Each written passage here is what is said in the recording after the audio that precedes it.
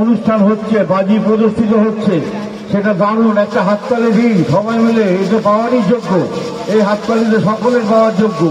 এক নির্মম দৃশ্য আমরা দেখতে পাচ্ছি এই ময়দান থেকে। অগণিত দর্শক। আমাদের ভয়ের কোনো কারণ নেই, আমরা যে কোনো ভয়কে জয় করতে শিখেছি। কালকের প্রাকৃতিক দুর্যোগ আমাদের সেই শিক্ষা দিয়েছে।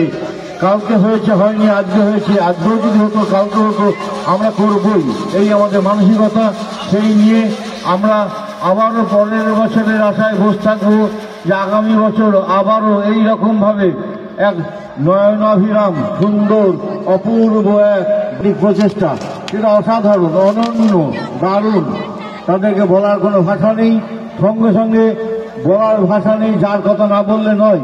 যিনি আমাদের স্থপতি, যিনি আমাদের আশ্রয়দাতা বলতে পারি, যে কোনো অনুষ্ঠানের মাথায় যিনি থাকেন, আমাদের সভাপতি শ্রদ্ধেয় কানু গোপাল দত্ত।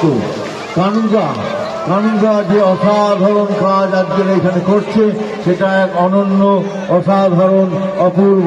তার বাবার স্মৃতিতে, কানুগা বটকৃষ্ণ দত্তের স্মৃতিতে এই গাছটা দিয়েছে। দেখুন কি সুন্দর প্রদীপ প্রজ্বলিত হচ্ছে, কি অসাধারণ প্রদীপ প্রজ্বলিত হচ্ছে।